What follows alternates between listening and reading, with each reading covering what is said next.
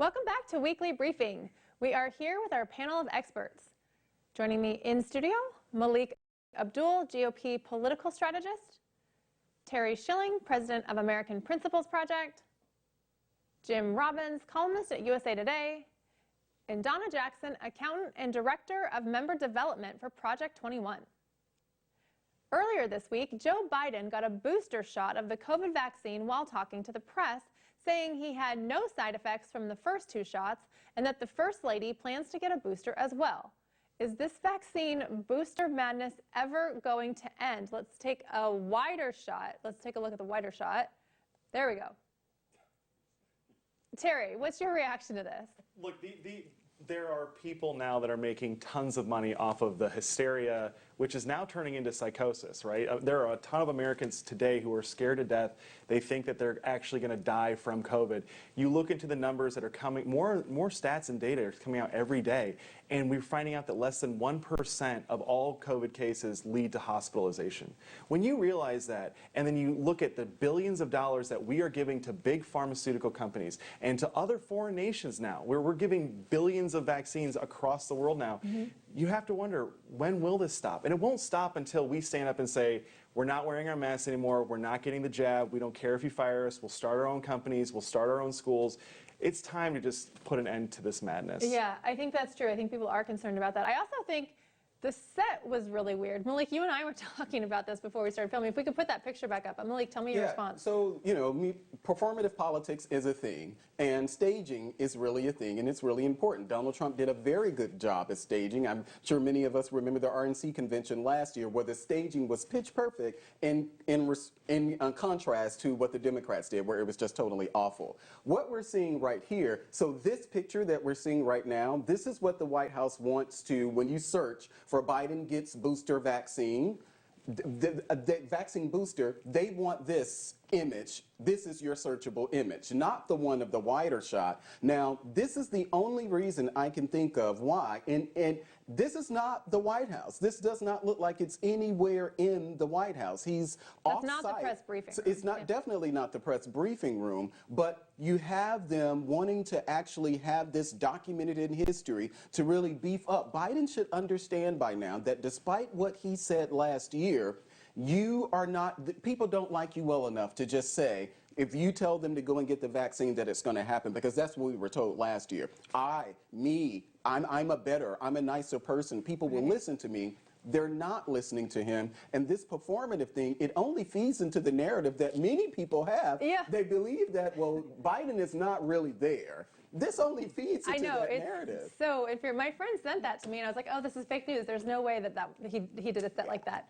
Turns out it wasn't. He did. The battle over the southern border is dragging on, and now even former President Barack Obama has weighed in, saying that the open border policy is unsustainable. Immigration is tough. It always has been, because on the one hand, I think we are naturally a people that wants to help others. At the same time, we're a nation state. We have borders. The idea that we can just have open borders is something that I think, as a practical matter, is unsustainable. And then Jen Psaki said this. Does President Biden agree with President Obama that open borders is unsustainable? We don't have open borders, so yes, he agrees. What do you think of this schizophrenic messaging, Jim? I think the overarching message, though, is they see a very bad losing issue for them. The border's out of control. They don't know what they're doing to stop it. Kamala Harris is kind of useless in that role.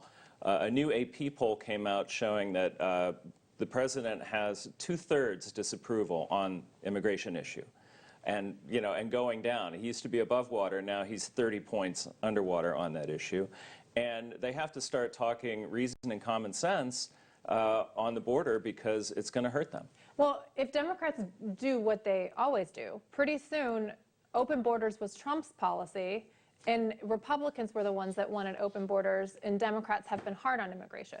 Right. Well, yes, they will try that. But actually, Donald Trump had good border policies. He was kind of stymied by Congress, but his policies were very good. and very effective. Right. They don't want to adopt his policies because they don't want to be associated with Trump. But I mean, the fact is, his policies worked, and they should do that.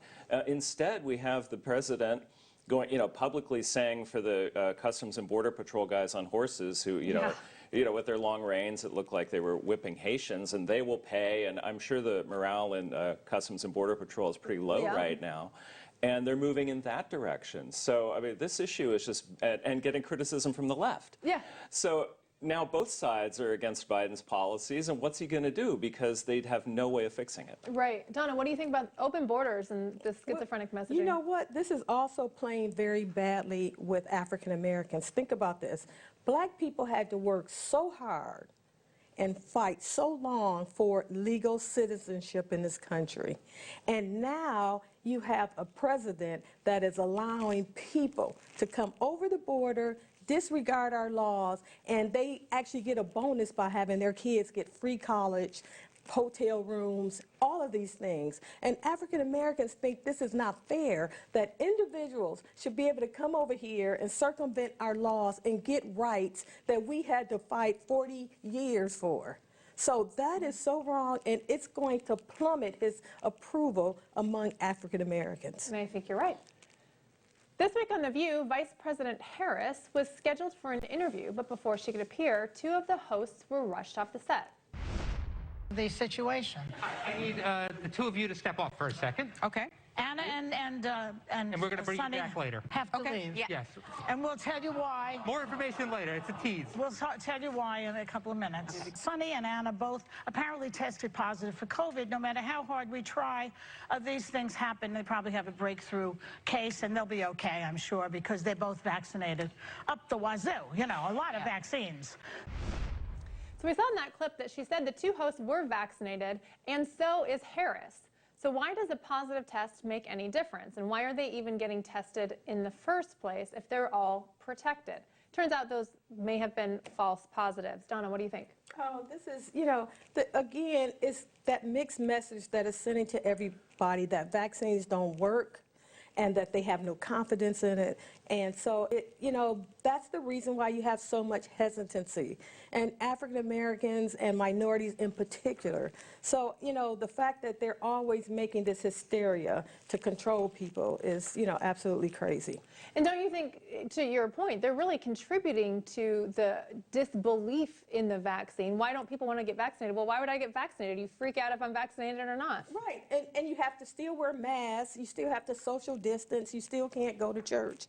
Right. All of these things you still can't do vaccinated or unvaccinated. So why would people trust it? Right. And so it doesn't make sense. Right. Malik, what are your thoughts? Yeah, so I've been vaccinated. In order for me to go out of the country recently, it didn't matter that I was vaccinated. I actually had to get a test. So I understand that. I don't understand if everyone's in a room, everyone has been vaccinated, then why are you getting an actual test? I don't know if this was because the vice president was there or this is just standard policy where their staff, normally the hosts, continue to get tested on a weekly or however long basis, and you've all been vaccinated. Donna's right, you're right. This whole idea of vaccine hesitancy, and someone actually had to correct me because I was using the term anti-vax.